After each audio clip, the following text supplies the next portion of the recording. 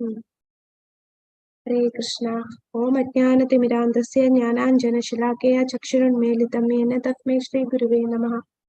ओम विष्णुपादाय कृष्णप्रेष्ठाय भूतले श्रीमते भक्तिवेदान्त स्वामिने गुणामृते नमस्ते सरस्वते देवे गौरवाणी प्रचारिणे निर्विशेषशून्यवादी पाश्चात्य देशतारिणे। जय श्री कृष्ण चैतन्य प्रभु नित्यानंद श्री अद्वैत गदाधर श्रीवासादि गौर भक्त वृंद। हरे कृष्णा कृष्ण कृष्ण हरे हरे, हरे राम राम राम हरे हरे। हरे कृष्ण कृष्ण कृष्ण हरे हरे, हरे राम राम राम हरे हरे। हरे कृष्ण कृष्ण कृष्ण हरे हरे, हरे राम राम। ഹരേ കൃഷ്ണ. ലെവൽ 3 നമ്മളിപ്പോൾ 6ാമത്തെ ശ്ലോകത്തിലേക്ക് കടക്കുകയാണ്. ഉപദേശാമൃതം 6ാമത്തെ ശ്ലോകം. ഹരേ കൃഷ്ണ.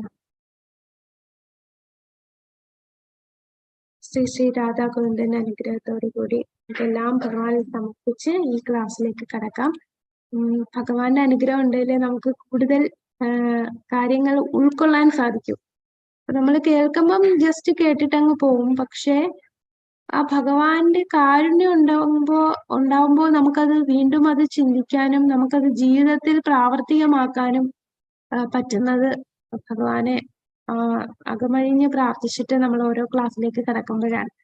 അപ്പോ ഉപദേശാമൃതം ക്ലാസ്സില് നമുക്കറിയാം, ഉപദേശാമൃതം രൂപഗോസ്വാമി നമുക്ക് തന്ന ഒരു അമൃതം തന്നെയാണ്. ഈ ഉപദേശാമൃതത്തില് 11 ശ്ലോകങ്ങളാണ്. അതില് നമ്മളിപ്പോൾ വൈദ്യസാധനാ ഭക്തി 1 തൊട്ട് 7 വരെയുള്ള ശ്ലോകങ്ങൾ, അതിൽ 6ാമത്തെ ശ്ലോകത്തിലേക്ക് നമ്മൾ കടക്കുകയാണ്. 6ാമത്തെ ശ്ലോകം. ദൃഷ്ടൈ സ്വഭാവജനിതൈർവപുശ്ച ദോഷൈർ ന പ്രാകൃതത്വമിഹ ഭക്തജനസ്യ പശ്യേത് ഗംഗാംഭസം ന ഖലു ഉദ്ഭുതഭൈനപാംഗേർ ബ്രഹ്മദ്രവത്വമപഗച്ഛതി നീരധർമ്മേ.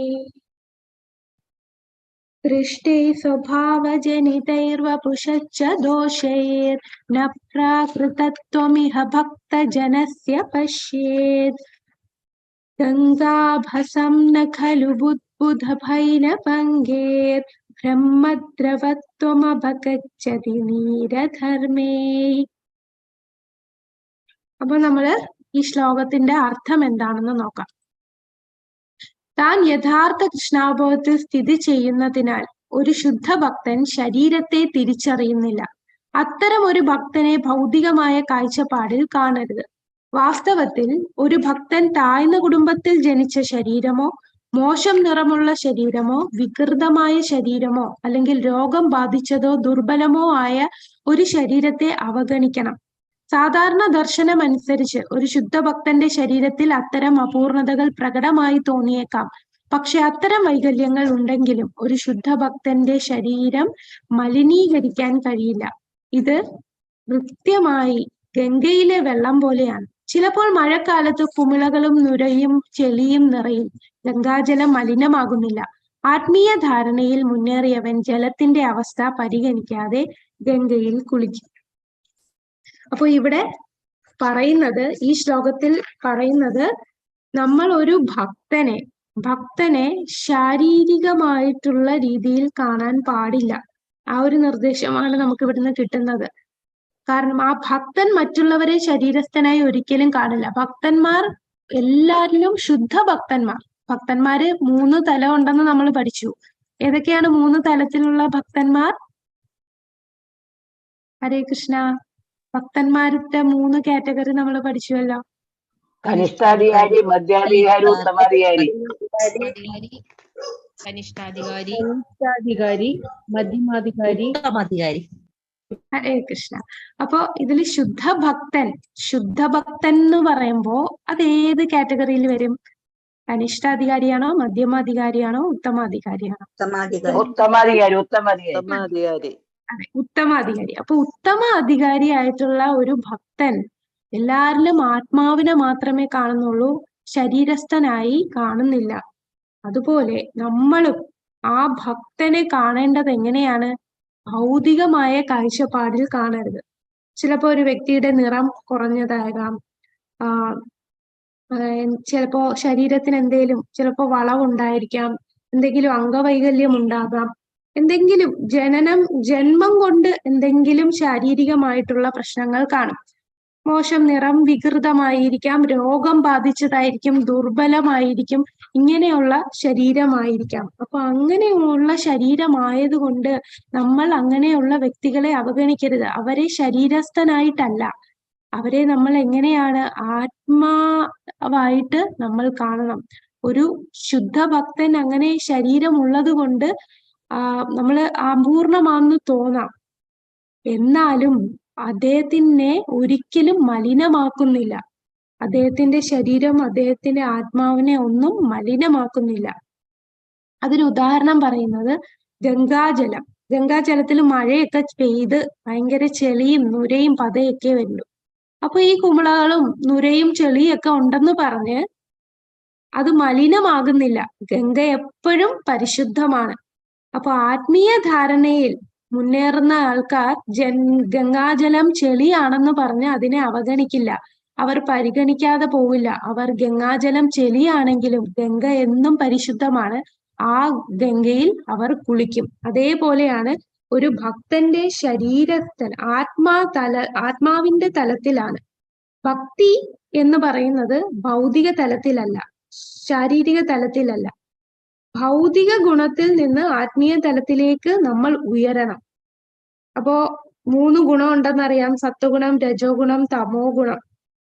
അപ്പൊ സത്വഗുണത്തിലുള്ളവര് കുറച്ച് സംസ്കാര സമ്പന്നരായിരിക്കും, രജോ ഗുണത്തിലുള്ളവർക്കോ ഭയങ്കര ആർത്തിയുള്ളവരായിരിക്കും, തമോ ഗുണത്തിലോ വളരെ താഴ്ന്നു കിടക്കുന്നവർ, അവർക്ക് തിരിച്ചറിവില്ലാത്ത അവസ്ഥയാണ്.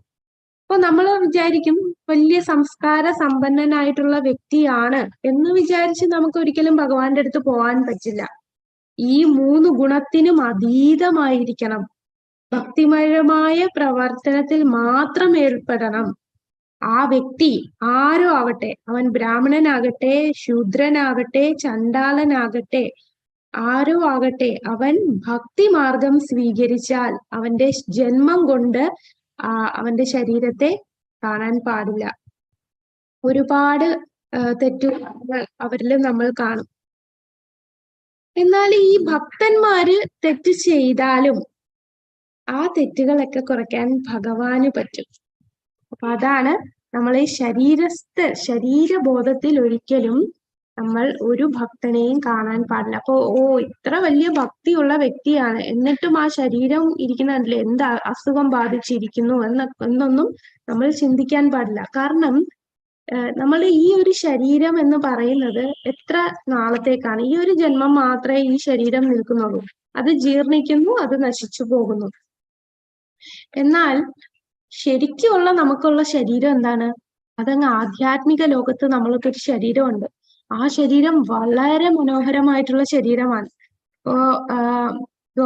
ഇവിടെ വൈകുണ്ഠത്തുള്ള വ്യക്തി എല്ലാവരുടെയും ശരീരം കണ്ടില്ലേ? ഭഗവാന്റെ അതേ രൂപത്തിലാണ്, അത്ര ഭംഗിയുള്ള ശരീരമാണ്. എന്നാൽ വലിയ വലിയ ഭക്തന്മാർ അവർ ഒരു ശരീരം ഈ ഭൂമിയിൽ എടുക്കുമ്പോൾ മറ്റുള്ളവർക്ക് ഭക്തി പകർന്നു കൊടുക്കാനായിട്ട് അവരൊരു ശരീരം ഭൂമിയിൽ ഒരു ശരീരം എടുക്കും.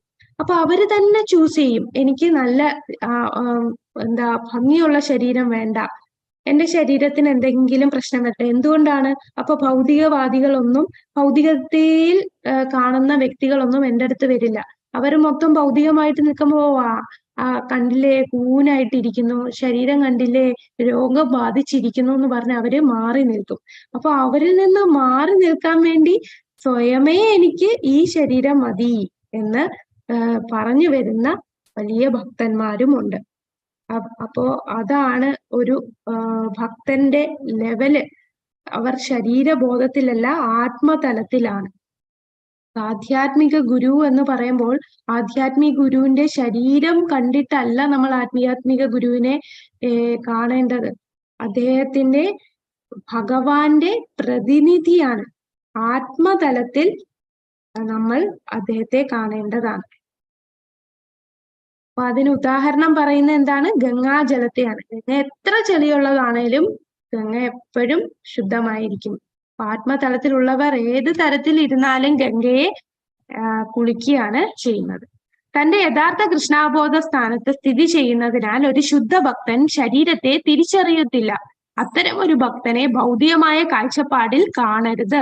വാസ്തവത്തിൽ ഒരു ഭക്തൻ താഴ്ന്ന കുടുംബത്തിൽ ജനിച്ചതോ, ശരീരമോ മോശം നിറമുള്ള ശരീരമോ വികൃതമായ ശരീരമോ അല്ലെങ്കിൽ രോഗം ബാധിച്ചതോ ദുർബലമോ ആയ ഒരു ശരീരത്തെ അവഗണിക്കണം. സാധാരണ ദർശനം അനുസരിച്ച് ഒരു ശുദ്ധ ഭക്തന്റെ ശരീരത്തിൽ അത്തരം അപൂർണതകൾ പ്രകടമായി തോന്നിയേക്കാം. പക്ഷെ അത്തരം വൈകല്യങ്ങൾ ഉണ്ടെങ്കിലും ഒരു ശുദ്ധ ഭക്തന്റെ ശരീരം മലിനീകരിക്കാൻ കഴിയില്ല. അപ്പൊ ഏത് രീതിയിലുള്ള ശരീരമാണ്, ജന്മം കൊണ്ട് ഏത് കുടുംബത്തിൽ ജനിച്ചാൽ പോലും, ഏത് തരത്തിലുള്ള ശരീരമാണെങ്കിൽ പോലും എന്താണ് ശരീരത്തിലുള്ള അപൂർണതകൾ ഒന്നും അദ്ദേഹത്തിന്റെ ആത്മാവിനെ ബാധിക്കുന്നില്ല.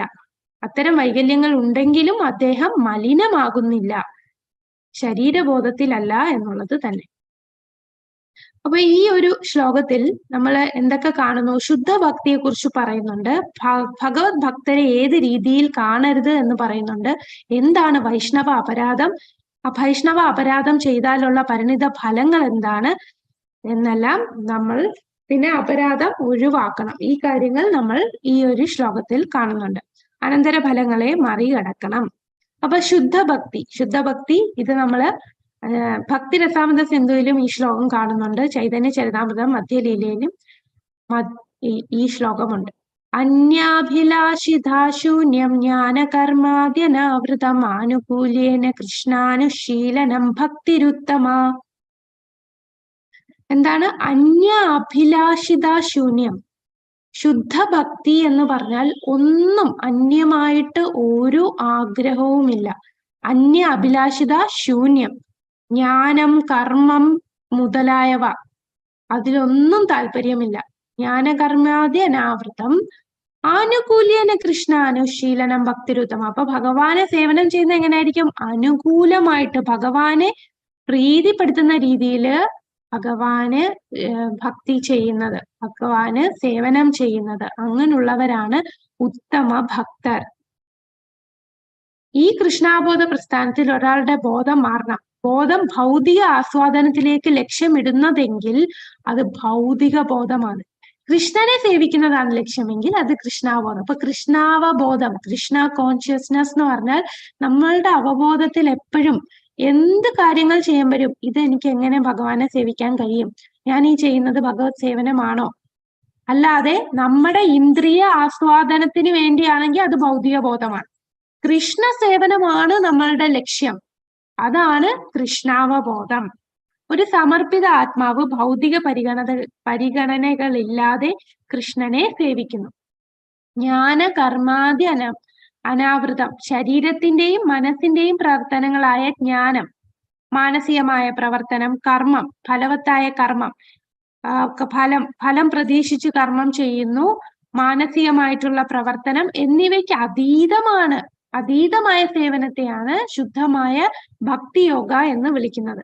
ഒരാൾ യഥാർത്ഥത്തിൽ കർമ്മരഹിതവും മലിനീകരിക്കാത്തതുമായ ഭക്തി സേവനത്തിൽ ഏർപ്പെടുന്നു, കർമാതീതനാകുന്നു. അപ്പൊ നമ്മൾ എന്ത് കർമ്മം എന്ന് പറഞ്ഞാൽ നമ്മൾ കർമ്മം ഒന്നും ചെയ്യാതെ നാമം ജപിച്ചുകൊണ്ട് 24 മണിക്കൂർ ഇരിക്കണം എന്നല്ല പറയുന്നത്. നമ്മൾ എന്ത് ചെയ്താലും അതെങ്ങനെ ഭഗവത് സേവനമാകും എന്നുള്ള ചിന്തയിൽ നമ്മൾ പ്രവർത്തിക്കണം. അപ്പം കർമാതീതനാണ്. പുറമേ ഉള്ള ആൾക്കാർ നോക്കുമ്പോൾ അവൻ കർമ്മം ചെയ്യുന്നു എന്ന് തോന്നും, പക്ഷെ അവന്റെ അവബോധം അത് ഭഗവത് സേവനമാണ്, അതുകൊണ്ട് അത് കർമാതീതമാണ്. കർമ്മത്തിന് അതീതമായിട്ടായിരിക്കും അവന്റെ പ്രവർത്തനം. ഭഗവാന്റെ ഭക്തരെ എങ്ങനെ കാണരുതു? അതാണ് നമ്മൾ ഈ ശ്ലോകത്തിൽ കണ്ടത്. ശരീര വൈകല്യങ്ങളെ വിമർശിക്കാൻ പാടില്ല. അത്തരം വൈകല്യം നമ്മൾ കണ്ടാലും അത് അവഗണിക്കണം, അത് കണക്കിലെടുക്കരുത്. ആത്മീയ ഗുരുവിന്റെ പ്രധാന കർമ്മം ഭക്തി സേവനമാണ്. പരമനാഥനു വേണ്ടിയുള്ള ശുദ്ധമായ സേവനമാണ് ഭക്തി സേവനം. ഇപ്പൊ നമ്മൾ ഈ പിക്ചറിൽ നമുക്ക് കാണാം, ഇത് ജഗന്നാഥ് ബാബാജി മഹാരാജാവാണ്. ജഗന്നാഥ് ബാബാജി, ഇദ്ദേഹത്തിന്റെ ശരീരം കണ്ടോ, നല്ല വളഞ്ഞാണ് ഇരിക്കുന്നത്. പക്ഷെ അദ്ദേഹത്തിനെ അങ്ങനെ ആ ഒരു രീതിയിൽ നമ്മൾ കാണരുത്. അത് ഭൗതികമായിട്ടുള്ള തലത്തിലുള്ളവരാണ് ആ രീതിയിൽ കാണുന്നത്. അപ്പൊ ഈ ഭക്തന്മാര് അവര് തന്നെ ഇങ്ങനെയുള്ള ശരീരം സ്വീകരിക്കുന്നതാണ്. അപ്പൊ ഭക്തന്മാര് മാത്രമേ തന്നെ സമീപിക്കുകയുള്ളൂ. ഭക്തിയുത സേവനം ആത്മാർത്ഥമായി ആഗ്രഹിച്ചു വരുന്നവർ മാത്രം തന്നെ സമീപിക്കൂ. അപ്പോ ഈ സൗന്ദര്യം അത് നോക്കിയല്ല നമ്മൾ ഭക്തന്മാരെ കാണേണ്ടത്. വയസ്സായിരിക്കാം, എന്തെങ്കിലും പ്രശ്നങ്ങൾ ഉണ്ടാകാം, പക്ഷെ അതൊന്നും ഒരു ഭക്തനെ സംബന്ധിച്ച് അദ്ദേഹത്തെ മലിനമാക്കുന്നില്ല. ഇനി ഭഗവാന്റെ ഭക്തരെ എങ്ങനെ കാണരുത്? ഇപ്പോ ഭഗവത് ഭക്തനാണെങ്കിൽ പോലും ചിലപ്പോൾ ഭക്തന്മാരില് തെറ്റുപറ്റാം, അറിയാതെ എന്തെങ്കിലും തെറ്റുപറ്റിയേക്കാം. ഇപ്പൊ നമ്മൾ വിചാരിക്കും, എന്ത് ഭക്തരായിരുന്നു, എത്ര മാല ജപിച്ചതാണ്, ഇപ്പൊ കണ്ടില്ലേ ഏത് ലെവലിലാണ് പോയിരിക്കുന്നത്. അപ്പൊ അവർക്ക് ഭക്തി ചെയ്യുന്നതുമ്പോ ചിലപ്പോൾ റൂട്ട് മാറിപ്പോവും. ചില ഭക്തന്മാര് ഭക്തിയുത സേവനമൊക്കെ ചെയ്തുകൊണ്ടിരിക്കുമ്പോൾ ചിലപ്പോൾ അവരുടെ ആ സംഘം കാരണം, ആ ജനസംഘ കാരണം ചിലപ്പോൾ അവർ ഭൗതികമായിട്ടുള്ളതിൽ വീണു പോകാം. അപ്പൊ മറ്റുള്ള ഭക്തന്മാർ അവരെ എന്താണ് കുറ്റം പറയും. ആ ഭക്തൻ നല്ല ഭക്തനായിരുന്നു, പക്ഷെ ആ ആൾക്കാരുമായിട്ടുള്ള അസോസിയേഷൻ കാരണം ഇപ്പോ ഭൗതിക തലത്തിൽ വീണുപോയി, ഭക്തിയെല്ലാം പോയി. അപ്പൊ പ്രഭുപാദർ പറയും, നമ്മൾ ഒരിക്കലും അങ്ങനെയുള്ളവരെ വിമർശിക്കാൻ പാടില്ല. ഒരു ഭക്തനെയും നമ്മൾ വിമർശിക്കരുത്. ആ ഭക്തൻ എന്ത് തെറ്റ് ചെയ്താൽ പോലും വിമർശിക്കാൻ പാടില്ല. നമ്മൾ അങ്ങനെ ആ വ്യക്തിയെ ഒറ്റപ്പെടുത്താനും പാടില്ല. നമുക്ക് ചെയ്യാൻ പറ്റുന്നത് ഉയർന്ന ഭക്തന്മാര് അങ്ങനെയുള്ളവരെ കറക്റ്റ് ചെയ്യണം. നീ ഇങ്ങനെ അല്ല, നമ്മൾ പോയത് ശരിയാവില്ല എന്ന് പറഞ്ഞ് ഭക്തിയിൽ തിരിച്ചു വരാനായിട്ട് അവരെ കൈപിടിച്ചുയർത്തണം. അപ്പോ അല്ലാതെ നമ്മൾ ആ ഭക്തനെ കുറിച്ച് കുറ്റം പറഞ്ഞ് അത് ടെമ്പിളിൽ അറിയിക്കുകയും ഒരുപാട് പ്രശ്നങ്ങളാക്കിയൊക്കെ ചെയ്താൽ പിന്നെ ഒരിക്കലും ഈ ഒരു വീണുപോയ ഭക്തന് തിരിച്ചു കയറാൻ സാധിക്കില്ല. ഭഗവത്ഗീതയില് 9-ാമത്തെ അധ്യായത്തിലും 30-ാമത്തെ ശ്ലോകത്തിൽ എന്താണ് പറയുന്നത്? അഭിചേത്സു ദുരാചാരോ ഭജതേ മാമനന്യഭാഗ് സാധുരേവ സമന്തവ്യ സമ്യഗ്യാവസിതോ ഹി സഹ. അതായത് എത്ര മോശമായിട്ടുള്ള തെറ്റ് ചെയ്താൽ പോലും അവൻ ഭക്തിയുത സേവനത്തിൽ മുഴുകിയിരിക്കുകയാണെങ്കിൽ അവനെ ഭക്തനായി തന്നെ കാണണം. ആ രീതിയിൽ അതാണ് ജഗായി മതായി. എത്ര വലിയ പാപികളായിരുന്നു ജഗായി മതായി. അവരത്രയും പാപം ചെയ്തെങ്കിലും പിന്നീട് ഭക്തിയിൽ വന്നതുകൊണ്ട് പണ്ടങ്ങനെ ആയിരുന്നല്ലോ എന്ന് പറഞ്ഞ് നമ്മൾ ആ ഭക്തന്മാരെ കുറ്റം പറയാൻ പാടില്ല. അവരുടെ തെറ്റുകൾ നമ്മൾ കാണാൻ പാടില്ല. ഇപ്പോ ഇസ്കോണിൽ തന്നെ ഒരുപാട് ഫോറിൻ ഡിവോട്ടീസ് ഉണ്ട്. അപ്പൊ അവര് നേരത്തെയുള്ള അവരുടെ ജീവിതകാലം, അവരുടെ ജന്മം കൊണ്ട് അവര് താഴ്ന്ന കുലത്തിൽ വരുന്നു.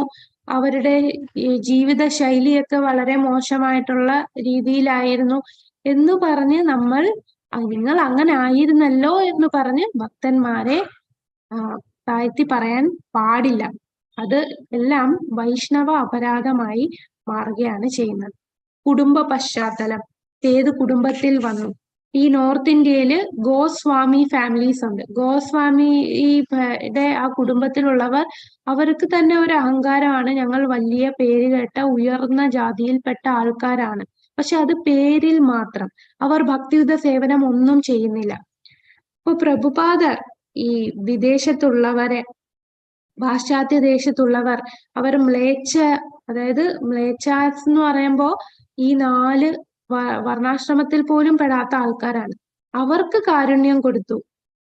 അദ്ദേഹം ഒരിക്കലും അവരുടെ ഫാമിലി ബാക്ക്ഗ്രൗണ്ട് കണ്ടിട്ടല്ല ഞാൻ ഒരു ഗോസ്വാമിയെ മാത്രമേ പ്രീച്ച് ചെയ്യൂ എന്നല്ല. അദ്ദേഹം അത്രയും താഴ്ന്നു കിടക്കുന്നവരെ അവരേത് കുടുംബത്തിൽ പിറന്നാൽ പോലും അവർക്ക് ഭക്തി കൊടുക്കുകയാണ് ചെയ്യുന്നത്. അതുകൊണ്ട് നമ്മൾ ഗുരുവിനെ കാണുമ്പോഴും ഗുരു ഏത് ഫാമിലി ബാക്ക്ഗ്രൗണ്ടിൽ നിന്നാണ്, ഏത് കുടുംബത്തിലുള്ളതാണ്?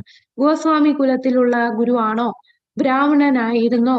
ബ്രാഹ്മണ ജനനമാണോ? ഇതൊന്നും നമ്മൾ നോക്കാൻ പാടില്ല. അപ്പൊ ശുദ്ധ ഭക്തിയിൽ കുടുംബം, ജാതി, മതം, ഇതൊന്നും ബാധിക്കില്ല. അദ്ദേഹത്തിന് ഭക്തിയാണ് നോക്കേണ്ടത്. ഭഗവാനിൽ എത്രമാത്രം ആത്മാർത്ഥ ഭക്തിയുണ്ട്, എത്രമാത്രം വേദജ്ഞാനം അദ്ദേഹം തരുന്നു, ഭഗവാനിൽ എത്ര പ്രേമമുണ്ട്, അതാണ് നമ്മൾ നോക്കേണ്ടത്. അല്ലാതെ ഈ വ്യക്തി അമേരിക്കയിലുള്ളതാണ്, ഈ വ്യക്തി ഇംഗ്ലണ്ടിലാണ്, ഈ വ്യക്തി ചൈനയിലാണ് എന്നുള്ളതല്ല. അദ്ദേഹത്തിന്റെ ഭക്തിയാണ് നോക്കുന്നത്. ഒരു ശുദ്ധ ഭക്തൻ ബ്രാഹ്മണ കുലത്തിലോ ഗോസ്വാമി കുടുംബത്തിലോ ജനിച്ചില്ലെങ്കിലും അവൻ ഭഗവാന്റെ സേവനത്തിൽ ആണെങ്കിൽ അവനെ അവഗണിക്കരുത്. വാസ്തവത്തിൽ ഭൗതിക പരിഗണനകൾ, ജാതി അല്ലെങ്കിൽ പാരമ്പര്യം എന്നിവ അടിസ്ഥാനമാക്കിയുള്ള ഗോസ്വാമികളുടെ ഒരു കുടുംബം ഉണ്ടാക്കരുത്.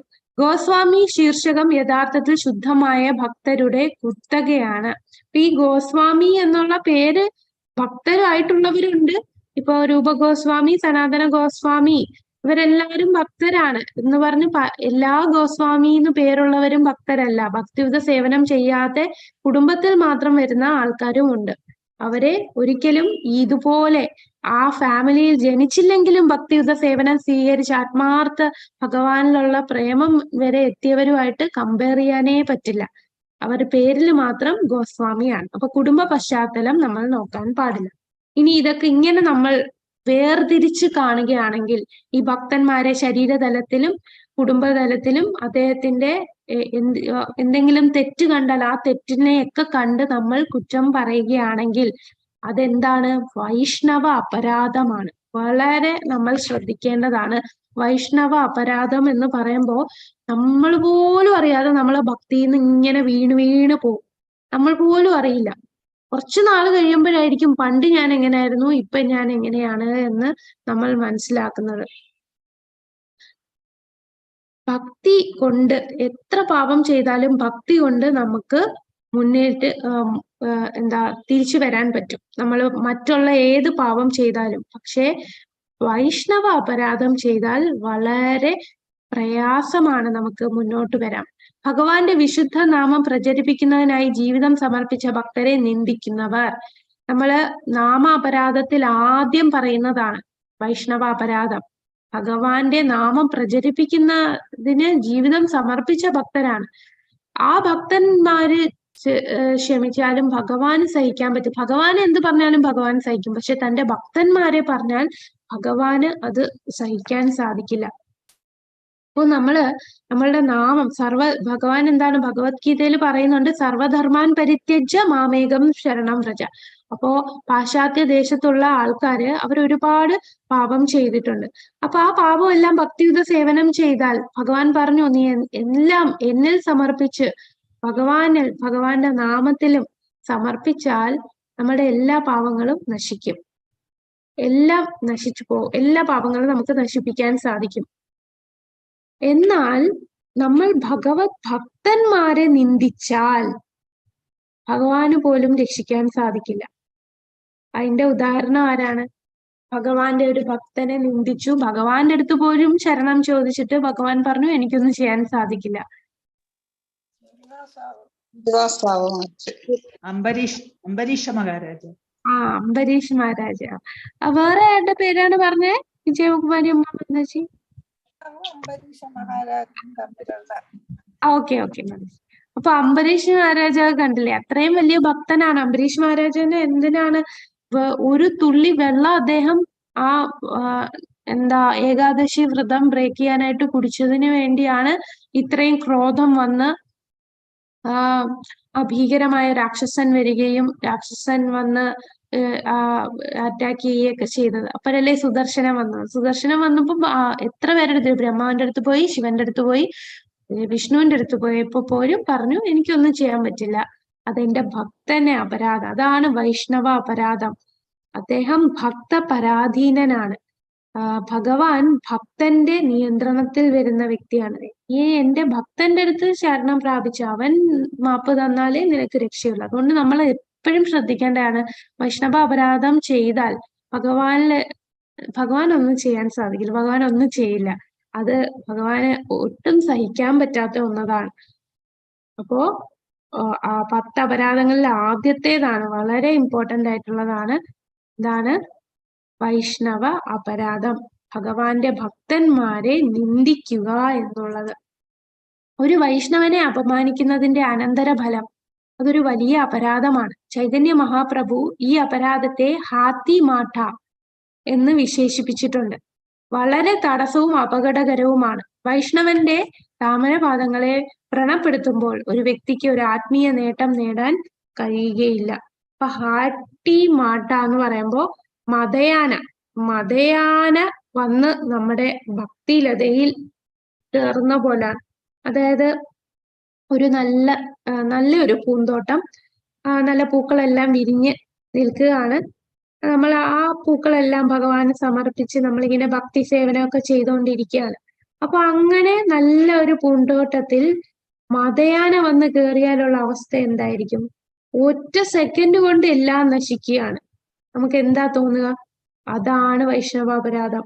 നമുക്ക് എല്ലാവരുടെയും ഉള്ളില് ആ ഭക്തി ലതാ ബീജ് ചെറിയ എന്താണ്, വളരെ ലതയാണ്. ലത എന്ന് പറയുമ്പോൾ വളരെ തിന്നായിട്ട് കട്ടിയില്ലാതെ ഇങ്ങനെ പയ്യെ മരം പോലെ ഇരിക്കുകയല്ല, വളരെ കട്ടിയില്ലാതെ ഇങ്ങനെ നമ്മളിങ്ങനെ ഭക്തി ചെയ്ത് തുടങ്ങുകയാണ്, ഇങ്ങനെ വളർന്നുകൊണ്ടിരിക്കുകയാണ്. അങ്ങനെ നമ്മള് ആ ലതയ്ക്ക് വെള്ളം ഒഴിച്ച് വളർത്തിക്കൊണ്ടിരിക്കുകയാണ്. എങ്ങനെയാണ് നമ്മൾ വെള്ളം ഒഴിക്കുക? നമ്മളുടെ ഉള്ളിലെ ഭക്തി ലതയ്ക്ക് വെള്ളം ഒഴിക്കുന്നത് എങ്ങനെയാണ്?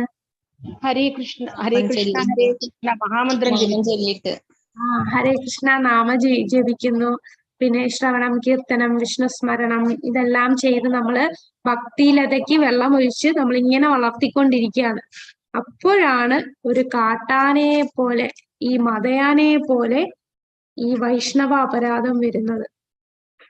ആ വൈഷ്ണവ അപരാധം വന്നാൽ ഈ ലതയെല്ലാം നശിച്ചു പോകും. നമുക്ക് ഭക്തി ചെയ്യാൻ തോന്നില്ല. നമുക്ക് ബാക്കിയുള്ള കാര്യങ്ങൾ ചെയ്യാനില്ലായിരിക്കും ഇൻട്രസ്റ്റ്. നമുക്കത് പിന്നെ ചെയ്യാം, നാമം പിന്നെ ചൊല്ലാം, ഇന്ന് ഇനിയിപ്പോ 16 ചൊല്ലണോ, ഇങ്ങനെയൊക്കെ നമുക്ക് തോന്നാൻ തുടങ്ങും. അത് എപ്പോഴാണ്? നമ്മൾ ഭക്തന്മാരെ ഇങ്ങനെ കുറ്റം പറയുക, ഭക്തന്മാരെ നിന്ദിക്കുക, ഭക്തന്മാരെ കുറിച്ച് ചിന്തിക്കുന്നത്, നമ്മൾ ആ ഭക്തനെ കുറിച്ചുള്ള തെറ്റുകുറ്റങ്ങൾ ചിന്തിക്കുന്നത് വരെ തെറ്റാണ്. അങ്ങനെ ചെയ്യുമ്പോൾ നമ്മളുടെ ഭക്തി ലത താഴോട്ട് വീണു പോകും. ഈ ഒരു പിക്ചറിൽ കാണുന്നത് ഇത് എന്താന്ന് ആർക്കെങ്കിലും അറിയോ? ഹരേ കൃഷ്ണ. നമ്മളെ പഴയ ബാച്ചിലുള്ള ആർക്കെങ്കിലും അറിയോ? ഹരേ കൃഷ്ണ. മാതാജി ഓർമ്മ വരുന്നില്ല. ഓക്കെ മാതാജി. അപ്പൊ ഇത് ഒന്ന് നമ്മുടെ ചൈതന്യ മഹാപ്രഭു. ഇത് ചൈതന്യ മഹാപ്രഭുവിന്റെ ഗുരുവാണ് ഈശ്വരപുരി. ഈശ്വരപുരിയുടെ ഗുരുവാണ് മാധവേന്ദ്രപുരി. അപ്പൊ മാധവേന്ദ്രപുരിയുടെ ശിഷ്യന്മാരിൽ ഒരാളാണ് രാമചന്ദ്രപുരി എന്ന ഒരു ശിഷ്യനുണ്ട്. അപ്പൊ ഈശ്വരപുരിയും രാമചന്ദ്രപുരി ഇവരെല്ലാം ശിഷ്യന്മാരാണ് മാധവേന്ദ്രപുരിയുടെ. അപ്പൊ ഈ രാമചന്ദ്രപുരി ഒരിക്കൽ രാമചന്ദ്രപുരി, അപ്പൊ മാധവേന്ദ്രപുരി എന്ന് പറയുന്ന ഈശ്വരപുരിയുടെ ഗുരുവാണ്. അപ്പൊ ഞാൻ പറയുന്നത് മനസ്സിലാവുന്നുണ്ടോ? നമ്മുടെ ചൈതന്യ മഹാപ്രഭുവിന്റെ ഗുരുവാണ് ഈശ്വരപുരി, ഈശ്വരപുരിയുടെ ഗുരുവാണ് മാധവേന്ദ്രപുരി. അപ്പൊ മാധവേന്ദ്രപുരിക്ക് കുറെ ശിഷ്യന്മാരുണ്ട്. അതില് ഒന്ന് ഈശ്വരപുരിയാണ്, വേറൊന്ന് രാമചന്ദ്രപുരി. അതിൽ ഈ രാമചന്ദ്രപുരി ഒരു വൈഷ്ണവ അപരാധം ചെയ്യുന്നുണ്ട്. അപ്പൊ അദ്ദേഹത്തിന് എന്താണ് സംഭവിക്കുന്നതെന്നാണ് ഈ ഒരു ചൈതന്യ ചരിതാമൃതത്തിലുള്ള ഈ ലീലയാണ്. ഇതിൽ നിന്ന് നമ്മൾ മനസ്സിലാക്കുന്നത്. മാധവേന്ദ്രപുരി അദ്ദേഹം വളരെ വയസ്സായി മരണക്കിടക്കയിൽ കിടക്കുകയാണ്. അപ്പൊ ഈ ഇദ്ദേഹം ഭാവഭക്തി പ്രേമഭക്തി സ്റ്റേജിൽ ഇരിക്കുകയാണ്. അപ്പോ മരണക്കിടക്കയിൽ കിടക്കുമ്പോ അദ്ദേഹം ഇങ്ങനെ ഭഗവാനെ ഓർത്ത് കരയുകയാണ്. ഞാൻ എൻ്റെ ജീവിതം മൊത്തവും നശിപ്പിച്ചു, ഞാൻ ഒരിക്കൽ പോലും നിന്നെ ആലോചിച്ചില്ലല്ലോ, എൻ്റെ ഈ ജീവിതം വെറുതെയായി, ഞാനിപ്പോ ഒരുപാട് വയസ്സായി, ഈ ശരീരം വെടിയാൻ പോവുകയാണ്, ഞാൻ എന്ത് ചെയ്യും, ഞാൻ എന്ത് അപരാധമാണ് ഇത്രയും നാളും ചെയ്തത് എന്ന് പറഞ്ഞ് കരയുകയാണ്. ശരിക്കും പറഞ്ഞാൽ ഇത് ആ ഭാവഭക്തിയിലുള്ള വികാരമാണ് ഇങ്ങനെ കരയുന്നത്. അപ്പോഴാണ് രാമചന്ദ്രപുരി വന്നിട്ട് തന്റെ ആധ്യാത്മിക ഗുരുവിനെ ഉപദേശിക്കുന്ന എന്താണ്? ഈ സമയത്ത് ഈ മരണക്കിടക്കയിൽ കിടന്ന് കരയല്ല വേണ്ടത്, ഭഗവാന്റെ നാമം ജപിക്കൂ. മരണസമയത്ത് നാമം ജപിച്ചാൽ എന്താണ്, അപരാധം ഇല്ലാതെ നാമം ജപിച്ചാൽ നിങ്ങൾക്ക് നല്ല ഒരു ഭഗവാന്റെ അടുത്ത് പോകാൻ പറ്റും എന്ന് പറഞ്ഞ് ആരെ ഉപദേശിക്കുന്നു? സ്വന്തം ആധ്യാത്മിക ഗുരുവിനെ ഉപദേശിക്കുകയാണ്. നമ്മൾ ഒരിക്കലും നമ്മളുടെ ഗുരുക്കന്മാരെ ഉപദേശിക്കാൻ നമുക്ക് ഒരു റൈറ്റും ഇല്ല. അപ്പൊ ഇത് കേട്ടപ്പോ ഇത് മാധവേന്ദ്രപുരി ഇത് കേട്ടപ്പോ അദ്ദേഹം പറഞ്ഞു, ഇത്രയും നേരം ഞാൻ കിടന്ന് വിലപിച്ചത് എനിക്ക് ഭഗവാനെ ചിന്തിക്കാൻ പറ്റാത്തതിലാണ്. ഇപ്പൊ ഞാൻ എന്തെല്ലാം പുണ്യം ചെയ്തിട്ടുണ്ടോ, നല്ലത് ചെയ്തിട്ടുണ്ടോ, എന്റെ ഈ ജീവിതം മൊത്തം ഞാൻ എന്തെല്ലാം നല്ലത് ചെയ്തിട്ടുണ്ടോ, നിന്നെ കേട്ടതോടുകൂടി അതെല്ലാം നശിച്ചു. അദ്ദേഹത്തിന്റെ ആ വൈഷ്ണവ അപരാധം ചെയ്തപ്പോ മാധവേന്ദ്രപുരിയുടെ അടുത്ത് അങ്ങനെ ഒരു വാചകം പറഞ്ഞു. അദ്ദേഹം ഇങ്ങനെ എന്റെ എല്ലാം നശിക്കുകയാണ് നിന്റെ ഈ വചനം കേട്ടപ്പോൾ എന്ന് പറഞ്ഞപ്പോ അപ്പോഴേ ഇദ്ദേഹം ഈ രാമചന്ദ്രപുരി ആധ്യാത്മിക തലത്തിൽ നിന്ന് താഴെ വീണു. അദ്ദേഹം എന്താണ് അപരാധം ചെയ്യാൻ തുടങ്ങി. നാമം ജപിക്കുന്നുണ്ട്, ഭക്തിയുടെ സേവനമൊക്കെ ചെയ്യുന്നുണ്ട്, എല്ലാം ചെയ്യുന്നുണ്ട്. പക്ഷെ ഇദ്ദേഹത്തിന്റെ പ്രവൃത്തി എന്താണ്? ഈ ചൈതന്യ മഹാപ്രഭുവിന്റെ ആശ്രമത്തില് ഇവിടെ ഭുജൻ കുട്ടി എന്ന ആശ്രമം, അവിടെ ചെന്നിട്ട് അവിടെ കുറെ ഉറുമ്പുകളെ കാണും. എന്നിട്ട് ഉറുമ്പുകൾ കണ്ടിട്ട് എല്ലാവരുടെ അടുത്തും കുറ്റം പറയും. കണ്ടില്ലേ, ചൈതന്യ മഹാപ്രഭുവിന്റെ ആശ്രമത്തിലെ സന്യാസിമാര് രാത്രിയിലെല്ലാം അവര് ഒരുപാട് മധുരം കഴിക്കുന്നുണ്ട്, തറ നിറച്ചു ഉറുമ്പാണ്. അങ്ങനെ കുറ്റം കണ്ടുപിടിക്കുകയാണ്. പിന്നെ അദ്ദേഹം എന്താണ്, ഇദ്ദേഹം എല്ലാ ഭക്തന്മാരെയും വിളിച്ചിട്ട് നല്ല വിഭവസമൃദ്ധമായ ആഹാരം കൊടുത്തിട്ട് കഴിക്കുന്നു പറഞ്ഞ് വീണ് കഴിപ്പിക്കും. അവര് മതിയെന്ന് പറഞ്ഞാലും ഇല്ല, കഴിക്ക് നന്നായിട്ട് കഴിക്ക്. എന്നിട്ട് കഴിപ്പിച്ച് കഴിഞ്ഞിട്ട് എന്താ പറയുന്ന, ഓ ചൈതന്യ മഹാപ്രഭുവിന്റെ ഭക്തന്മാരെല്ലാം അത്യാഹാരമാണ്, ഒരുപാട് ആഹാരം കഴിക്കും. അങ്ങനെ അദ്ദേഹം എല്ലാവരിലും കുറ്റം കണ്ടുപിടിക്കുകയാണ് ചെയ്തത്. അദ്ദേഹം ആ ആധ്യാത്മിക തലത്തിൽ നിന്ന് വീണുപോയി. അപ്പൊ അതാണ് നമ്മൾ അറിയത്തില്ല നമ്മൾ തെറ്റാ ചെയ്യുന്നതെന്ന്. എന്നാൽ ഒരു വെളിയിൽ നിൽക്കുന്ന ആൾക്ക് മനസ്സിലാവും അദ്ദേഹം എന്തോ അപരാധം ചെയ്തിട്ടുണ്ട്, അതുകൊണ്ടാണ് ഇങ്ങനെ എല്ലാത്തിനും വിമർശിക്കാൻ മാത്രമായിട്ട് ഇരിക്കുന്നത്. നമ്മൾ ഒരിക്കലും ഭക്തന്മാരെ വിമർശിക്കാൻ പാടില്ല, അവരെ നിന്ദിക്കാൻ പാടില്ല. നമ്മളുടെ ചിന്താഗതി പോലെ ആയിരിക്കില്ല അവരുടെ ചിന്താഗതി, എന്നാലും നമ്മൾ അവരെ റെസ്പെക്ട് ചെയ്യണം. കനിഷ്ഠ അധികാരി ആണെങ്കിൽ പോലും നമ്മൾ എന്താ ചെയ്യേണ്ടത്? മനസ്സുകൊണ്ട് അവരെ റെസ്പെക്ട് ചെയ്യണം. ആരിലും കുറ്റം, കനിഷ്ഠാധികാരി എന്ന് പറയുമ്പോൾ ഒരുപാട് തെറ്റുകുറ്റങ്ങളൊക്കെ ഉള്ളതായിരിക്കും, എന്നാലും നമുക്ക് അവരെ കുറ്റം പറയാൻ റൈറ്റ് ഇല്ല. നമ്മളെ കനിഷ്ഠാധികാരിയെക്കാളും ഉയർന്ന തലത്തിലുള്ള മധ്യമാധികാരികൾ, അവർക്ക് ആ മധ്യമാധികാരി ആണെങ്കിൽ പോലും തന്റെ ശിഷ്യത്വം സ്വീകരിക്കാത്ത വ്യക്തിയാണെങ്കിൽ നമുക്ക് കുറ്റം പറയാൻ പറ്റില്ല. അതായത് നമ്മളൊരു ക്ഷേത്രത്തിൽ പോയി, അവിടെ വെച്ച് ഒരു ഭക്തൻ എന്തോ തെറ്റ് ചെയ്യുന്നുണ്ട്, അപ്പൊ നമുക്ക് മനസ്സിലായി. അപ്പൊ നമുക്ക് ഡയറക്റ്റ് ആയിട്ട് ആ ഭക്തനടുത്ത് പോയിട്ട് നീ ഇത് ചെയ്തത് ശരിയായില്ല എന്ന് നമുക്ക് പറയാൻ റൈറ്റ് ഇല്ല. ആ ഭക്തൻ ആരുടെ കീഴിലാണോ ഭക്തി അഭ്യസിക്കുന്നത് അവരെടുത്ത് നമുക്ക് ഇങ്ങനെ പറഞ്ഞു കൊടുക്കാം, ഇങ്ങനെ ഞങ്ങൾ കണ്ടു, ഒന്ന് പറഞ്ഞ് മനസ്സിലാക്കുക. അപ്പൊ ആ ഭക്തന് വഴക്ക് പറയാനുള്ള റൈറ്റ് ഉണ്ട്.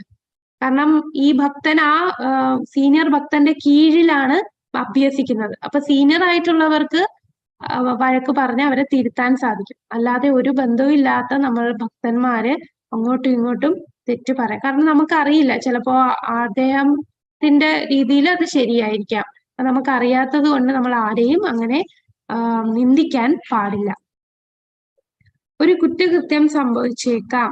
വിമർശനം. നിർഭാഗ്യവശാൽ ലോകമെമ്പാടും കൃഷ്ണാബോധം പ്രചരിപ്പിക്കുന്ന അസാധാരണമായ പ്രവർത്തനങ്ങളെ വിലമതിക്കാത്ത ഭൗതികവാദികളാണ് നമുക്ക് ചുറ്റുമുള്ളത്. അവർ നമ്മളെ അവരുടെ തലത്തിലേക്ക് കൊണ്ടുവരാൻ ശ്രമിക്കുന്നു. എല്ലാ കാര്യത്തിലും അവർ നമ്മളെ വിമർശിക്കാൻ ശ്രമിക്കുന്നു. അവരുടെ നിഷ്കളങ്കമായ പ്രവർത്തനങ്ങളിലും അറിവിന്റെ മോശം കർമ്മഫലത്തിലും ഞങ്ങൾ വളരെ ഖേദിക്കുന്നു. അപ്പോ ഭൗതികവാദികൾ എന്താണ്, നമ്മളെ കുറ്റം പറയുകയൊക്കെ ചെയ്യും. പക്ഷെ അവർക്ക് ഒരു അറിവില്ലായ്മയാണ്. അപ്പൊ അങ്ങനെ അറിവില്ലായ്മ കൊണ്ട് ഇങ്ങനെ വിമർശിക്കുകയാണെന്നുണ്ടെങ്കിൽ നമ്മൾ എന്താണ്, അവരിങ്ങനെ ഈ ചെയ്യുന്ന പ്രവൃത്തി നമുക്ക് അതിൽ ഖേദിക്കാനേ പറ്റൂ. നമുക്ക് അവരെ പറഞ്ഞ് മനസ്സിലാക്കാം. എന്നിട്ടും അവര് മാറുന്നില്ല എന്നുണ്ടെങ്കിൽ നമ്മൾ പിന്നെ ആ വഴിക്ക് പോവാതിരിക്കുന്നതാണ് നല്ലത്. അപ്പൊ ഈ ഭൗതികമായിട്ടുള്ള ആൾക്കാരെ എല്ലാവരും സ്വീകരിക്കില്ല. നമ്മൾ ഈ ഭക്തിയെ കുറിച്ച് പറഞ്ഞാൽ അവർക്ക് ഒരുപാട് കുറ്റം പറയും. പക്ഷെ അവർ ആ തലത്തിലാണ്. അതിൽ നമുക്ക് ഖേദിക്കാം, നമുക്ക് പ്രാർത്ഥിക്കാം, അതേ നമുക്ക് ചെയ്യാൻ സാധിക്കും. ശുദ്ധമായ വൈഷ്ണവ പ്രവർത്തനങ്ങൾ ഭൗതിക വീക്ഷണകോണിൽ നിന്ന് നിരീക്ഷിക്കുന്നത് നിരോധിച്ചിരിക്കുന്നു. അപ്പൊ ഭൗതികമായിട്ടുള്ള രീതിയിൽ നമ്മൾ വീക്ഷിക്കാൻ പാടില്ല. ഭക്തി എന്ന് പറയുമ്പോൾ അത് ഭക്തിയുടെ ലെവലിലാണ് നമ്മൾ വീക്ഷിക്കേണ്ടത്. ഭൗതികവാദികളെ സംബന്ധിച്ചിടത്തോളം ഭൗതിക കാഴ്ചപ്പാടിൽ നിന്ന് ഒരു ശുദ്ധ ഭക്തനെ പരിഗണിക്കുന്നത് വളരെ ദോഷകരമാണ്. അതിനാൽ ഒരു ശുദ്ധ ഭക്തനെ ബാഹ്യമായി നിരീക്ഷിക്കുന്നത് ഒഴിവാക്കണം. എന്നാൽ ആന്തരിക സവിശേഷതകൾ കാണാനും അവൻ എങ്ങനെയാണ് ഭഗവാന്റെ അതീന്ദ്രിയ സ്നേഹ സേവനത്തിൽ ഏർപ്പെട്ടിരിക്കുന്നതെന്നും മനസ്സിലാക്കാനും ശ്രമിക്കണം. അപ്പൊ നമ്മൾ നേരത്തെ പറഞ്ഞ പോലെ തന്നെ ബാഹ്യമായിട്ട് കാണരുത്, അദ്ദേഹം എത്രമാത്രം ഭക്തിയുണ്ട്, ഭഗവാനിൽ എത്ര സേവനമാണ് ചെയ്യുന്നത്, അദ്ദേഹം 24 മണിക്കൂറും അദ്ദേഹം എന്താണ് ചെയ്യുന്നത്, ഇത് ഭഗവാന്റെ സേവനമാണ് എന്ന് കണ്ട് അതിനെയാണ് നമ്മൾ ശ്രമിക്കേണ്ടത്. ഈ രീതിയിൽ ഒരാൾക്ക് ശുദ്ധമായ ഭക്തനെ ഒരു ഭൗതിക വീക്ഷണകോണിൽ നിന്ന് കാണുന്നത് ഒഴിവാക്കാം. അങ്ങനെ ഒരാൾക്ക് ക്രമേണ ശുദ്ധീകരിക്കപ്പെട്ട ഒരു ഭക്തനാകാൻ കഴിയും. അപ്പൊ ഒരു ശുദ്ധ ഭക്തനുമായിട്ടുള്ള സമ്പർക്കം കൊണ്ട് അശുദ്ധ ഭക്തന് നമ്മൾ സേവനങ്ങൾ ചെയ്ത് നമുക്ക് ഭൗതികമായിട്ടുള്ള വീക്ഷണത്തിൽ നിന്ന് നമുക്ക് ഭക്തിയുടെ വീക്ഷണത്തിലേക്ക് എത്താൻ സാധിക്കും. ഈ പിക്ചറിൽ കാണിച്ചിരിക്കുന്ന ആരൊക്കെയാണ്?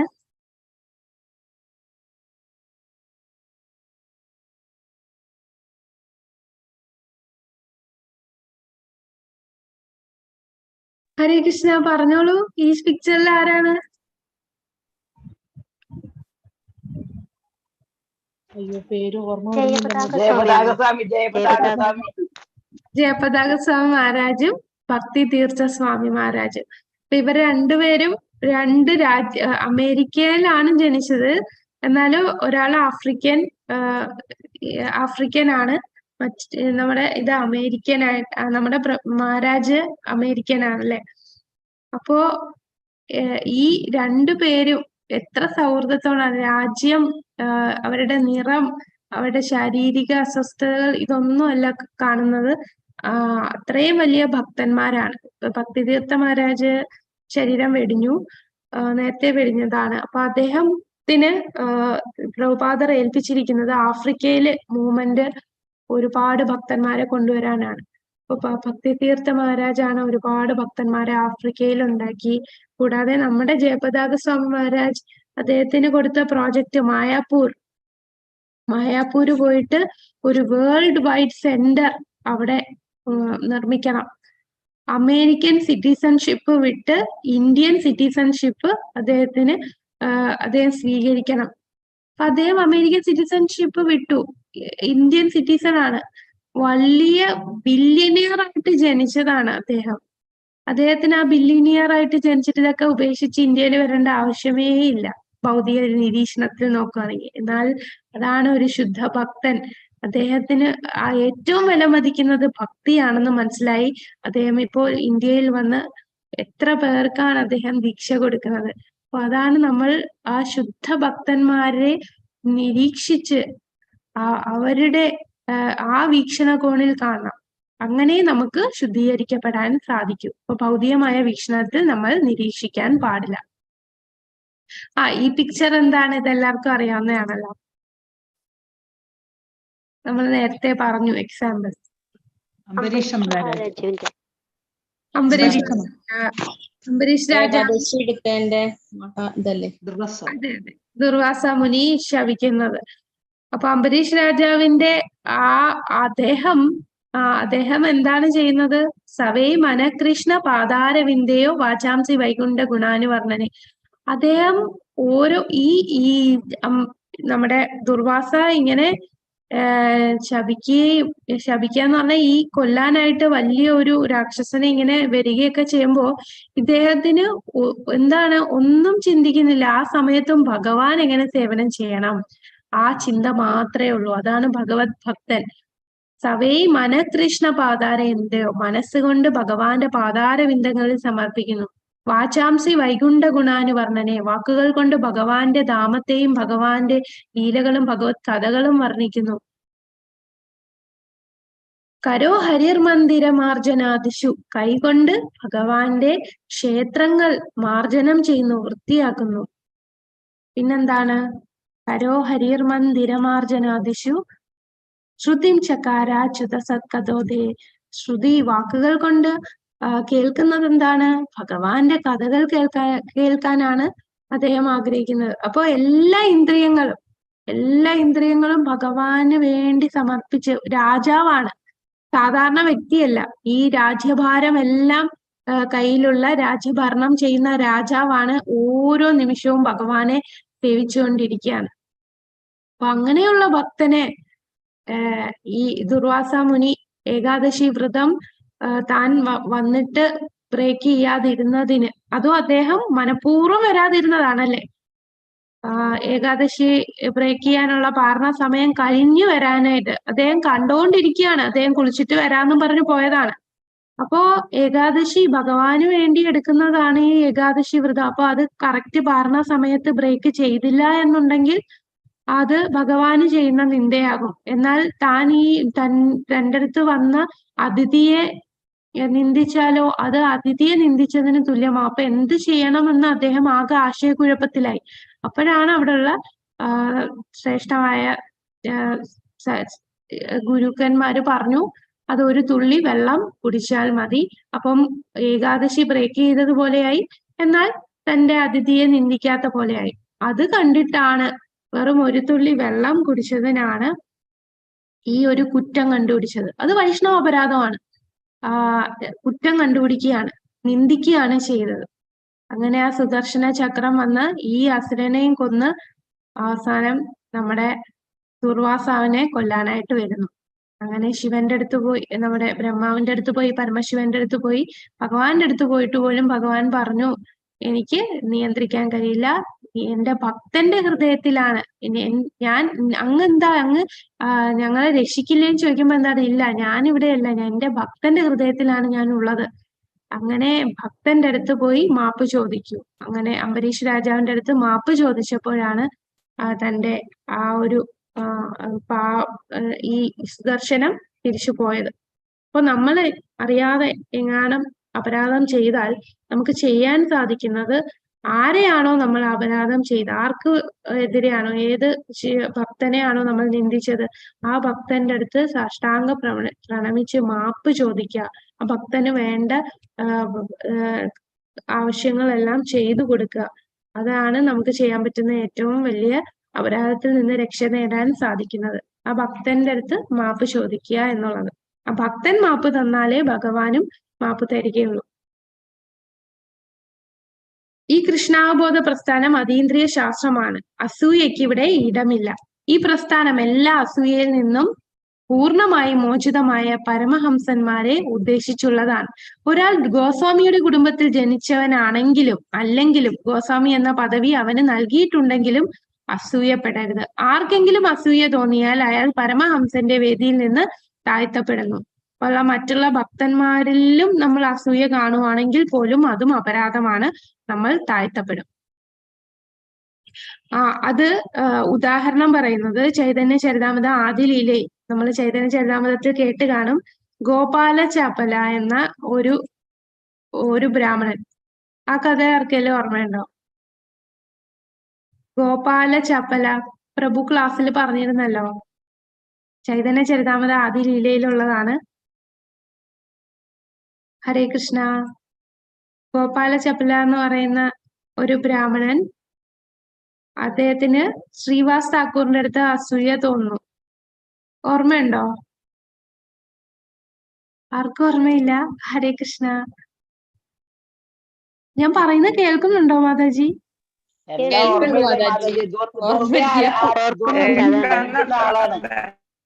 ഓക്കെ, കുഴപ്പമില്ല മാതാജി. ഗോപാല ചപല എന്ന് പറയുന്നത് നമുക്കറിയാം, രാത്രി ചൈതന്യ മഹാപ്രഭുവും ശ്രീവാസ് ഠാക്കൂറും എല്ലാരും ചേർന്ന് രാത്രിയില് മഹാമന്ത്രം ചൊല്ലും അല്ലെ. മറ്റാരെയും കേട്ടില്ല. എല്ലാ ദിവസവും രാത്രിയില് ഹരേ കൃഷ്ണ കീർത്തനം ചൊല്ലുകയാണ് ചെയ്യുന്നത്. അവര് ഡോർ അടച്ചിട്ടാണ് കീർത്തനം ചൊല്ലുന്നത്. കാരണം ഭക്തരല്ലാത്തവരൊന്നും വരാതിരിക്കാനും അവരൊന്നും കളിയാക്കാതിരിക്കാനും ചെയ്യാനായിട്ടാണ്. അപ്പോ ഒരു ഗോപാല ചപ്പല എന്ന ഒരു ബ്രാഹ്മണൻ, അദ്ദേഹം ഇത് ഭയങ്കര സംസാരപ്രിയനാണ്. കൂടാതെ മറ്റുള്ളവരെയൊക്കെ വളരെ മോശമായിട്ടുള്ള രീതിയിൽ ഭയങ്കര റഫായിട്ട് സംസാരിക്കുന്ന ഒരു വ്യക്തിയാണ്. അപ്പൊ ഇദ്ദേഹം എന്തോ ചെയ്തെന്ന് വെച്ചാല്, ഒരു ദിവസം രാത്രി ഇങ്ങനെ കീർത്തനമൊക്കെ നടത്തിയപ്പോ ഈ ശ്രീവാസ് ഠാക്കൂറിന്റെ വീട്ടിന്റെ മുമ്പില് ദുർഗാദേവിയുടെ ആരാധിക്കുന്ന രീതിയിൽ അവിടെ കള്ളും കുറെ അരിയും പിന്നെ മഞ്ഞപ്പൊടിയും രക്തചന്ദനവും എല്ലാം വെച്ച് ഒരു ഇലയിൽ ഇങ്ങനെ വെച്ചേക്കും. അങ്ങനെ രാവിലെ ശ്രീവാസ് താക്കൂർ ഡോറ് തുറന്നു വന്ന് നോക്കിയപ്പോ കണ്ടത് എന്താണ് ഇതെല്ലാം ഇങ്ങനെ വെച്ചിരിക്കുന്നു. അപ്പോഴേക്കും അദ്ദേഹം എല്ലാ എന്താ നമ്മുടെ അയൽക്കാരെയൊക്കെ വിളിക്കും. അയൽക്കാരെ വിളിച്ചിട്ട് പറയും, കണ്ടില്ലേ രാത്രി മുഴുവൻ ഞാൻ ഭവാനിയെ പ്രാർത്ഥിച്ചത് കൊണ്ട് ഈ സാമഗ്രികളെല്ലാം എന്റെ വീട്ടുമുറ്റത്തിൽ വന്നു. ഇപ്പം മനസ്സിലായില്ലേ എന്റെ സ്ഥാനം എന്താണ് എന്ന്. കാരണം അവിടെ ഉള്ള എല്ലാവർക്കും അറിയാം ഇദ്ദേഹം വൈഷ്ണവനാണ്, ഇദ്ദേഹം ഭഗവാനെയാണ് പ്രാർത്ഥിക്കുന്നത്. അപ്പോ എല്ലാരും പറഞ്ഞു, അയ്യോ ഇതെന്താണ് ഇത് ആരാണ് ഇങ്ങനെ ചെയ്തത്, ഏത് പാപിയാണ് ഇങ്ങനെ ചെയ്തത്. എന്നിട്ട് ഒരു തൂപ്പുകാരെ കൊണ്ടുവന്ന് അവിടെ എല്ലാം തൂത്ത് വൃത്തിയാക്കി വെള്ളമൊക്കെ ചാണകമൊക്കെ തളിച്ച് അവിടെ ശുദ്ധീകരിച്ചു. 3 ദിവസം കഴിഞ്ഞപ്പോൾ ഗോപാലചപലന് കുഷ്ഠരോഗം വന്നു. കുഷ്ഠരോഗം വന്ന് ശരീരത്തിൽ നിന്ന് ഇങ്ങനെ പുഴുക്കളൊക്കെ വരാൻ തുടങ്ങി.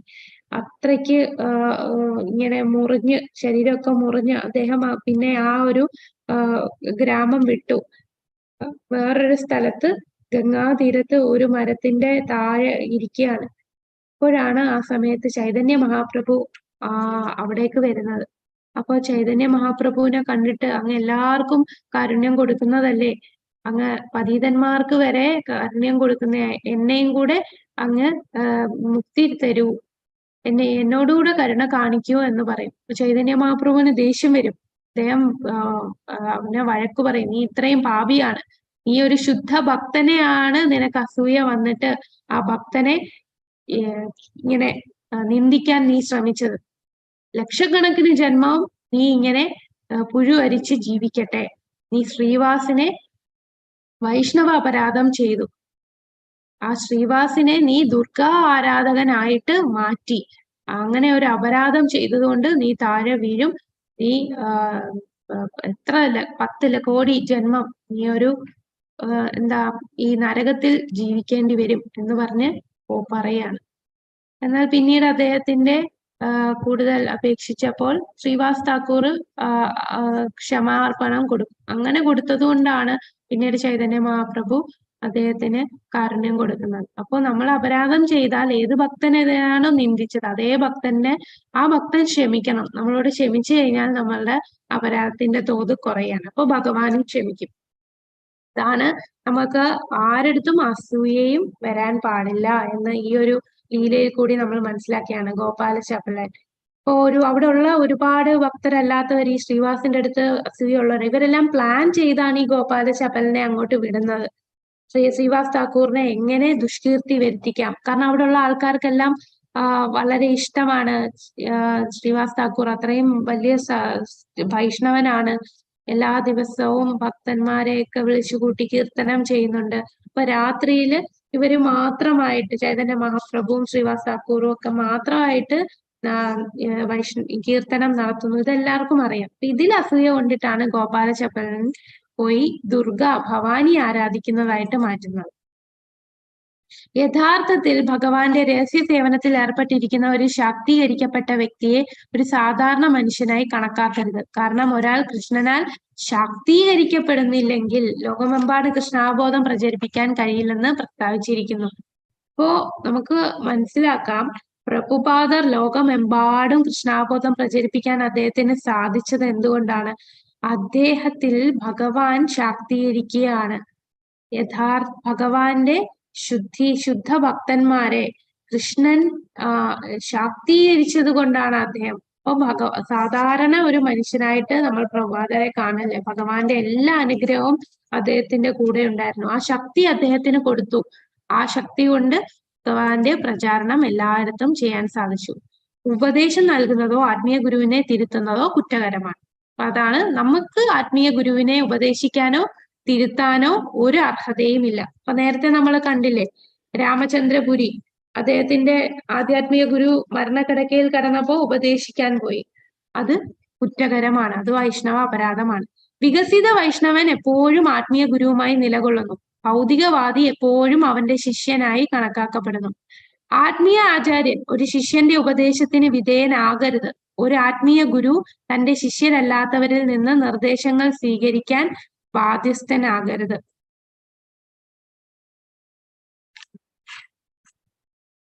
അപ്പോ നമുക്ക് ഇതാണ് നമ്മളുടെ ഈ ഒരു ശ്ലോകത്തിൽ മനസ്സിലാക്കുന്നത്.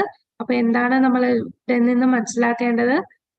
ശാരീരിക ബോധത്തിൽ നമ്മൾ ഭക്തന്മാരെ കാണാൻ പാടില്ല. ശുദ്ധ ഭക്തന്മാരെ ശരീരത്തിന് എന്തൊക്കെ ജന്മം കൊണ്ടോ കുടുംബം ആയിട്ടോ ശാരീരികമായിട്ടോ നിറമോ എന്തൊക്കെ പ്രശ്നം ഉണ്ടെങ്കിലും അദ്ദേഹം ഒരിക്കലും മലിനമാകുന്നില്ല. അദ്ദേഹം ആത്മീയ തലത്തിലാണുള്ളത്. അതിന് ഉദാഹരണം എന്താണ്? ഗംഗാജലത്തെ പോലെ. ഗംഗാജലം എത്ര ചെളിയുള്ളതാണേലും അത് ശുദ്ധമാണ്. അപ്പൊ ഒരു ഭക്തൻ അത് ചെളിവെള്ളമാണെങ്കിൽ പോലും അവിടെ ഇറങ്ങി കുളിക്കും. അതുപോലാണ് ശുദ്ധഭക്തൻ. പിന്നെ ശുദ്ധഭക്തന് വൈഷ്ണവ അപരാധം ചെയ്യാൻ പാടില്ല. അപ്പൊ നമുക്ക് ഈ ചോദ്യങ്ങളൊന്ന് നോക്കാം. നിത്യാനന്ദ വംശത്തിന്റെ അർത്ഥം എന്താണ്? നമ്മളത് പറഞ്ഞില്ലല്ലേ, നിത്യാനന്ദ വംശം.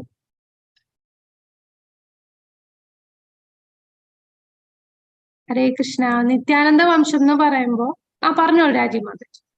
അറിയില്ല മാതാജി, അറിഞ്ഞിട്ടില്ല എന്ന് പറയാൻ പറഞ്ഞത്. അത് നിത്യാനന്ദ വംശം എന്ന് പറയുമ്പോ ഇത് നേരത്തെ നമ്മൾ ഗോസ്വാമി വംശം പറഞ്ഞില്ലേ, അതുപോലെ നിത്യാനന്ദ പ്രഭു തന്റെ ശരീരം വെടിഞ്ഞു പോയപ്പോഴും നിത്യാനന്ദ വംശത്തിൽപ്പെട്ട കുറെ ആൾക്കാർ വന്നു. പക്ഷെ അവരൊന്നും ഇതുപോലെ ഭക്തിയുത സേവനം ചെയ്യുന്നില്ലായിരുന്നു. അതുകൊണ്ട് അവര് പറയും ഞങ്ങൾ നിത്യാനന്ദ വംശത്തിൽപ്പെട്ടവരാണ് എന്നൊക്കെ പേരുകൊണ്ട് പറയും. നേരത്തെ നമ്മൾ ഗോസ്വാമികമാര് പേരുകൊണ്ട് പറഞ്ഞ പോലെ ഇവര് പറയും. അപ്പൊ അതില് കാര്യമില്ല. അതാണ് നമ്മൾ മനസ്സിലാക്കേണ്ടത്. ഗോസ്വാമി എന്ന പേരിലല്ല, ഭക്തി ചെയ്യുന്നതിലാണ് കാര്യം. അപ്പൊ നിത്യാനന്ദ വംശരെന്ന് പറഞ്ഞ് കുറെ ആൾക്കാര് ഇതുപോലെ താഴ്ന്ന ജാതിയിലുള്ള ആൾക്കാരൊന്നും ക്ഷേത്രത്തിൽ കയറാനോ ക്ഷേത്ര ആരാധന ചെയ്യാനോ അവര് സമ്മതിക്കില്ലായിരുന്നു. പിന്നീട് ഭക്തി സിദ്ധാന്ത സരസ്വതി താക്കൂർ അദ്ദേഹമാണ് ഇതിനെതിരായിട്ട് നന്നായിട്ട് പ്രചരണം ചെയ്തത്. ജന്മം കൊണ്ടല്ല ഒരുത്തൻ ഭക്തനാകുന്നത്. അവൻ ഏത് കുടുംബത്തിലായാലും, ചണ്ടാലനാണേ പോലും ശൂദ്രനായാലും അവൻ ഭക്തിയുത സേവനം സ്വീകരിച്ചാൽ അവൻ ഭക്തനായി കഴിഞ്ഞു. അവന്റെ ഈ പോരായ്മകളെല്ലാം മാറിക്കിട്ടും. പക്ഷെ അവര് ഒരുപാട് പ്രശ്നം ഉണ്ടാക്കും. ഭക്തി സിദ്ധാന്ത സരസ്വതി താക്കൂറിനെ കൊല്ലാൻ വരെ അവര് ഓരോ അറേഞ്ച്മെന്റ് ചെയ്യും. ഭക്തി സിദ്ധാന്ത സരസ്വതി താക്കൂർ വരുമ്പോ ഇവര് ക്ഷേത്രമൊക്കെ അടയ്ക്കുമായിരുന്നു. പക്ഷെ ആരാണ് ഭക്തി സിദ്ധാന്ത സരസ്വതി താക്കൂർ? അദ്ദേഹം സിംഹഗുരു ആണല്ലേ. ഇതൊന്നും അദ്ദേഹത്തിന് ആയിട്ടില്ല. അദ്ദേഹം നല്ല ശക്തമായിട്ട് തന്നെ പ്രചരണം ചെയ്യുമായിരുന്നു. അപ്പൊ നിത്യാനന്ദ വംശത്തിന്റെ പ്രശ്നം ഇതാണ്. അവര് ഫാമിലി വൈസ്, ജനറേഷൻ വൈസ് ഞങ്ങൾ ഈ ഫാമിലിയിലുള്ളവരാണ്, അവരവരുടെ ഫാമിലി മാത്രം ഉയർത്തപ്പെട്ട് കാണും. എന്നാൽ ഫാമിലിയോ കളറോ നമ്മുടെ ജാതിയോ മതോ ഇതൊന്നുമല്ല ഒരു ഭക്തനെ നമ്മൾ കാണേണ്ടത്. ആത്മീയ ഗുരുവിനെ ആരിൽ നിന്നുള്ള ഉപദേശത്തിന് വിധേയമാക്കരുത്? ആത്മീയ ഗുരു ആരുടെ ഉപദേശം കേൾക്കരുത്? തന്റെ ശിഷ്യന്മാരുടെ ഉപദേശം ആത്മീയ ഗുരു കേൾക്കരുത്.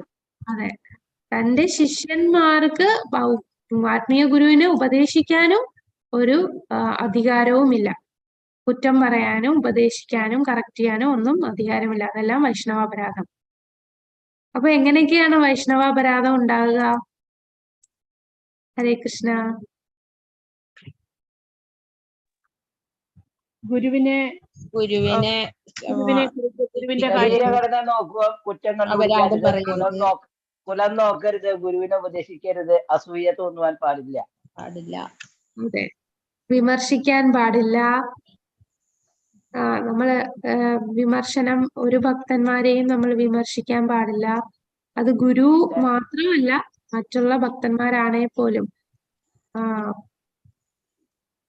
അസൂയപ്പെടാൻ പാടില്ല കൂടെയുള്ള ഭക്തന്മാർ. അതാണ് ഗോപാല ചപ്പലന്റെ ഉദാഹരണം നമ്മൾ കണ്ടു. വിമർശിക്കുന്നതിന്റെ ഉദാഹരണമാണ് ഇവിടെ അംബരീഷ് മഹാരാജാവിനെ വിമർശിച്ചു, ഒരു തുള്ളി വെള്ളം കുടിച്ചു എന്ന് പറഞ്ഞ് വിമർശിച്ചതാണ് ദുർവാസാവ്. പിന്നെ അസൂയക്ക് വരാൻ പാടില്ല. പിന്നെ അദ്ദേഹം ശാക്തീകരിക്കപ്പെട്ടതാണെന്ന് നമ്മൾ മനസ്സിലാക്കണം. പിന്നെ ഉപദേശം നൽകാൻ പാടില്ല. ആത്മീയ ഗുരുവിനെ തിരുത്താനോ കുറ്റം കണ്ടുപിടിക്കാനോ പാടില്ല. ആത്മീയ ഗുരുവായി നിലകൊള്ളുന്ന ഭൗതികവാദി അതാണ് അഞ്ചാമത്തേത്. ഇതെല്ലാമാണ് ഈ 5 കാര്യങ്ങളാണ് വൈഷ്ണവാപരാധം സംഭവിക്കുന്ന വഴികൾ. ഹരേ കൃഷ്ണ. ഇതിലെന്തെങ്കിലും സംശയം ഉണ്ടോ? നമ്മൾ ഈ കണ്ടതിൽ ഇനി ആ പുസ്തകം നമ്മൾ വായിക്കുമ്പോൾ കുറച്ചുകൂടെ ക്ലിയർ ആവും.